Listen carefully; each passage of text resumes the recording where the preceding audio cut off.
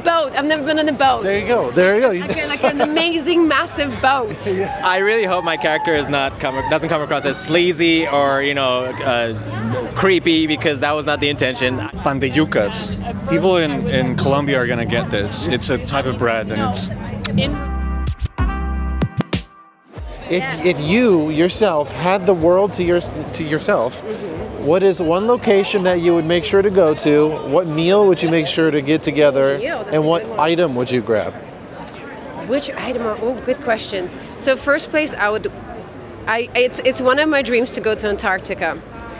I would want to go to Antarctica, go on an incredible expedition, hang out with some penguins, go diving. So that's one of the things. Meal, I think I would have to say incredible sushi. I love sushi. Like the best of the best sushi, you know? And then an item I would bring with me. My thought was like someone would just like try to get a sports car, like their favorite sports car. That was where my thought was when I thought item. Oh, if to get it from the world or like... Yeah, just from anywhere, yeah. I don't... It's like I always wanted this and now I can have it. I think... I don't know. A boat. I've never been on a boat. There you go. Like an amazing, massive boat. Yeah. That's what I would. Yeah. Now, the show is tackling a lot, but to me, one of the key messages that comments that I see is about toxic positivity. Can you talk about how the show kind of addresses that within its concept and integrates it into the high concept? Positivity? I know you would think otherwise. Yeah, exactly. I beg to differ. Yeah. Well, it's really interesting, and I mean I'm laughing at it, but it's true. Like me as Karolina, like I'm very protective over Zosia and her belief system, because stepping into that role, you have to blindly believe in all that she stands for and the world that she's in, that she's fully committed to it, and so the happiness is it's a world of, I don't know, it's a tough one. It's like it's a world of serenity and peace and no suffering, no prejudice. There's no crime, right? But like think about it. It's pretty incredible to live in a world where there's just like you don't have to worry about anything. At the cost of individuality. Free thought, so there is that. So I don't know if I answered your question, but... Very quick question.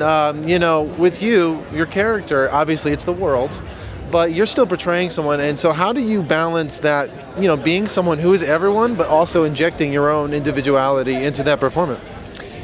Well, this is the interesting bit. I think the individuality for Zosia is what I think Carol would like, who Ray Seahorn plays. Because Zosia, prior to the joining, I don't know who she would be. And I didn't focus on that because I would only focus on the Zosia that is today.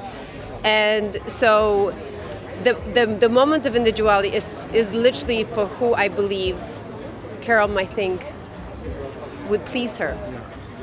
So there you have it. Thank you so much. Congratulations again. Thank you so much. If you had the world to yourself, what would be like the one location that you'd go to, one meal that you would have, and one item that you would get your hands on? I would be in Hawaii. I would have roast chicken with fries and mayo, because I'm European, sorry. And I would be with my son and wife. Yeah. Now, when it comes to the plot of this show, it's tackling a lot. But one of the key messages I see it addressing is kind of toxic positivity, right? It's kind of inherently in the concept of the show. Can you talk about how the series addresses that while integrating it into the high concept craziness of everything going on?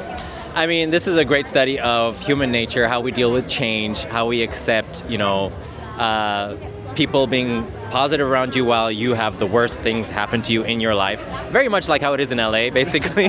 But I think it's a really great show because it makes you think about, how would I be in this world? Would I want to be an individual who's by themselves, or would I want to be with everyone else? Would I want to be happy, or would I want, my free will to be miserable? And I think a lot of people are going to be talking about what they would be, who they would be. I myself, I know I would be an individual, but I'd be a happy individual. Last question for you. When people see this show, your character is a little crazy. He's doing whatever he wants, really.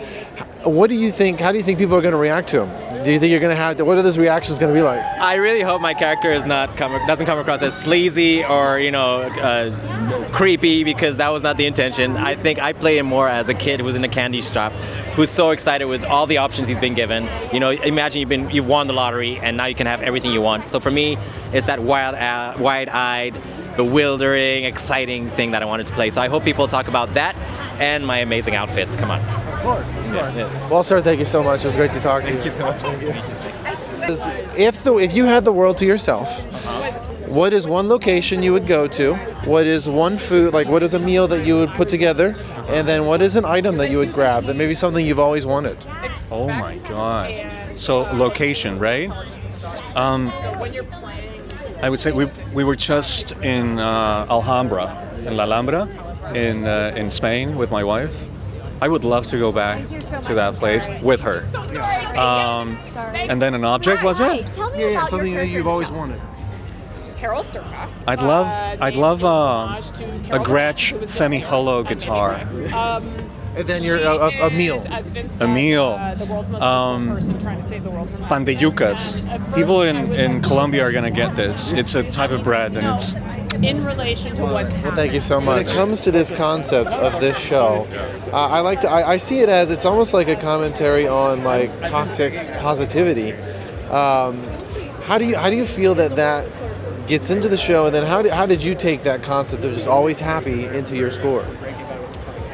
That's a great question. I think there's definitely some levity and some lightness in this show that is, in a Vince Gilligan way, subverted and also very dark, right? That's true. But we're happy to emphasize that, right? We're happy to run with that humor and that fun, and we do that a lot with the music and also with everything else about the show. It's an important part. There's definitely been some chances to do some levity, both real and subversive, in this show that we didn't get to do in the others. So that's been a lot of fun. It is such a high concept show. When it comes to it being so out there, what kind of door does that open for you when you're composing and figuring out the sound of this show? As always, working on these projects with Vince, we're thinking in the micro and in the macro. What is fun right now? What tells the story in this moment? But we're also thinking way far down the line and where the story is going to go and how these characters are going to evolve and change. And all that's the fun of working on a TV show that lasts hopefully for many years, right? You get this opportunity to take everybody on this journey that lasts a long time. Last question, are there any fun connections that fans can maybe find between the work you did here and on Breaking Bad and Better Call Saul?